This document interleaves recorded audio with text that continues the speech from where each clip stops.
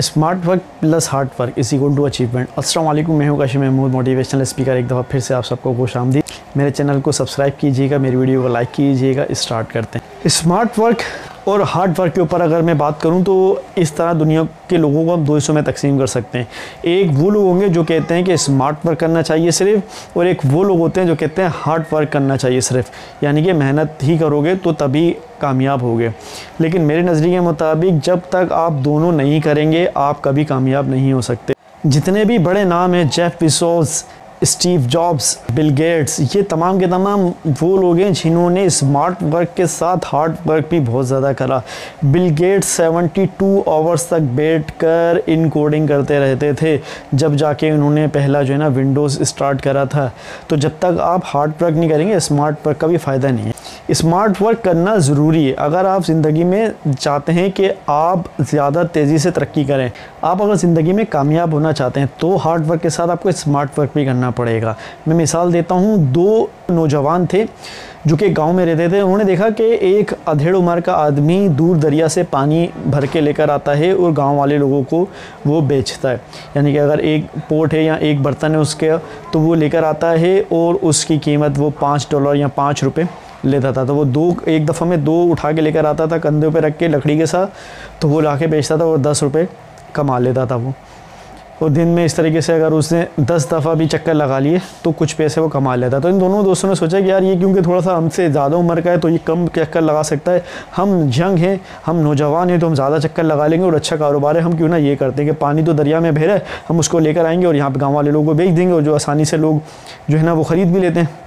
तो वो दोनों जाते हैं और दोनों अपने कंधों के ऊपर कनस्तर उठाते हैं और पोट उठाते हैं और लेकर आके और दोनों ₹5 का बेचने लग जाते हैं। वो 10 चक्कर लगाता था, ये 15 चक्कर लगाने लग जाते हैं और काफ़ी अच्छे पैसे कमाने लग जाते हैं। कुछ अरसे के बाद जो एक पहला लड़का था उसने बोला कि यार अगर हम ये काम कंटिन्यू करते रहेंगे तो आखिरकार हम भी इस बंदी की तरह उम्र को पहुँच जाएंगे और ये हम 15 चक्कर से 10 पे आ जाएंगे और 10 से 5 पर, और 5 से एक दिन ऐसा आएगा कि हम वो उठा ही नहीं पाएंगे, ये पानी दरिया से लेकर आने वाला काम तो हम कर ही नहीं पाएंगे।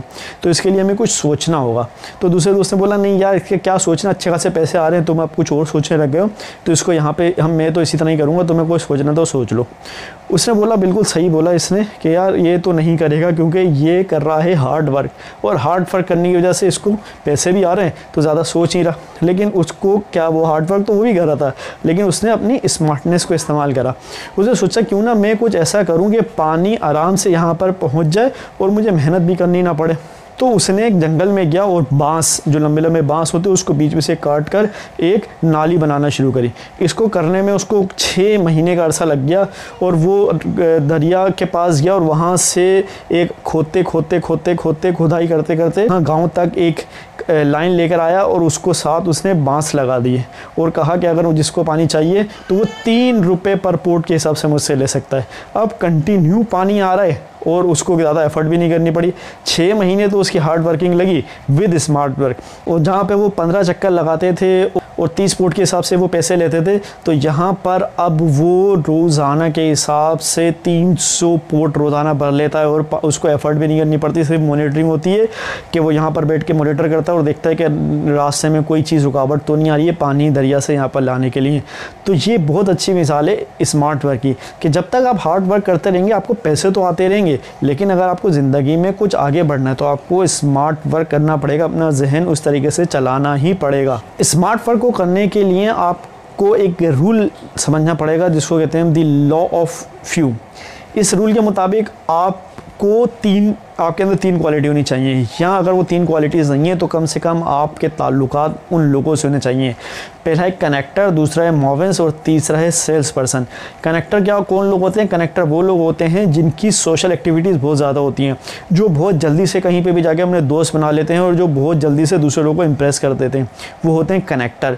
मोवेंस वो लोग होते हैं जो कि बग़ैर किसी उजर के, बग़ैर किसी वजह के लोगों की मदद करते हैं। किसी को फॉर्म फिल करना हो, किसी की कुछ मदद करनी हो, बग़ैर किसी उज़र के वो लोगों की मदद कर देते हैं। इस वजह से उनकी रेपुटेशन लोगों के दरमियान में काफ़ी अच्छी होती है। और तीसरा नाम से ही ज़ाहिर है सेल्स पर्सन, जो कि चीज़ों को बेचना जानते हैं। आपको अगर स्मार्ट वर्क करना है तो ये तीनों क्वालिटीज़ आपके अंदर होनी चाहिए। कम से कम इन 3 कैटेगरी के लोगों के आपके साथ ताल्लुक़ होने चाहिए। आपने अपनी लाइफ में खुद भी ऑब्ज़र्व करा होगा कि जो लोग ईमानदार होते हैं और उनके कुछ रिलेशंस होते हैं, अच्छी पीआर होती है, कुछ लोगों को जानते हैं, सोशलिज़म उनमें ज़्यादा होता है, तो वो कुछ फ़ोन कॉल्स के ऊपर ही इंटरव्यू आपका कंडक्ट करवा देते हैं और बआसानी आप उस कंपनी में जाके इंटरव्यू देते हैं और बड़े आसानी से आपको जॉब भी मिल जाती है। बानिस्बत उसके कि कोई शख्स जो है वो न्यूज़पेपर में सर्च कर रहा है और जगह जगह इंटरव्यू देता फिर रहा है, क्योंकि उसकी तीनों कैटेगरी उसकी कंप्लीट नहीं है, इस वजह से उसको परेशानी का सामना होता है। देखिए, इसका मतलब ये नहीं कि सिफारिश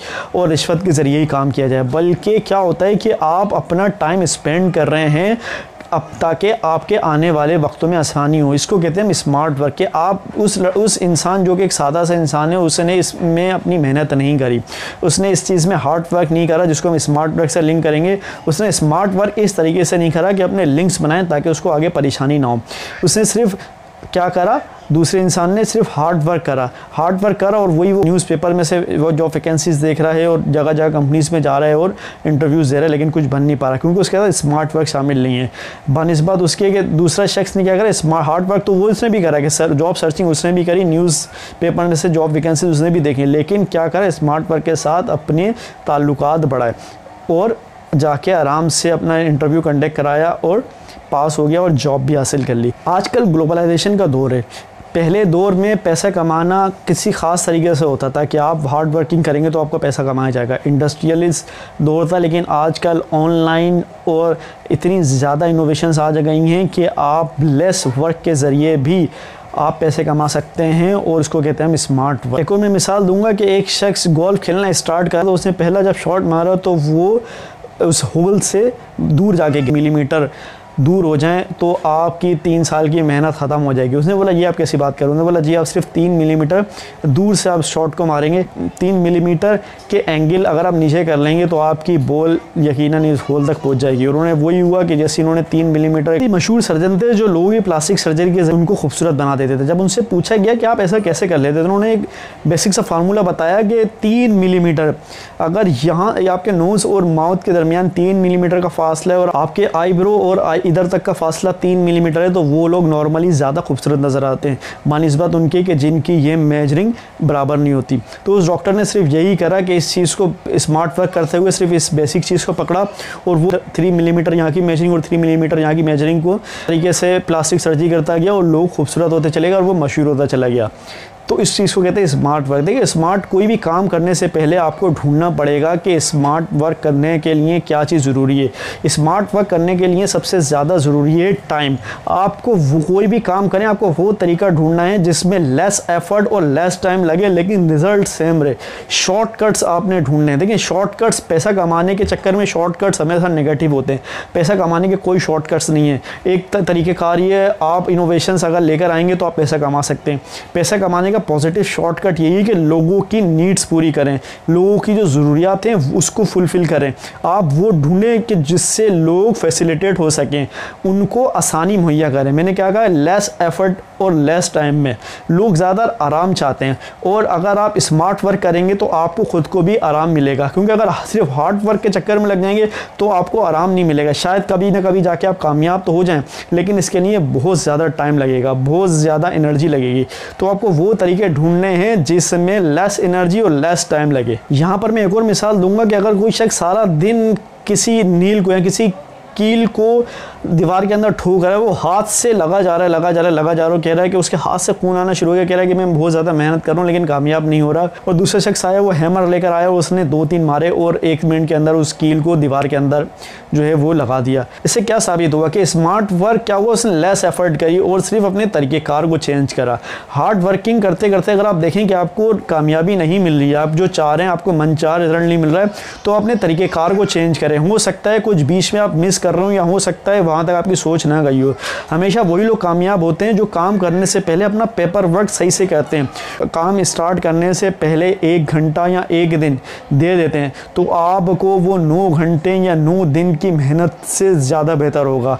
हमेशा आप कैलकुलेशन करके जाइए, कैलकुलेशन कीजिए कि क्या सही और क्या गलत है, और लेस एफर्ट में आप मैक्सिमम रिजल्ट कैसे हासिल कर सकते हैं।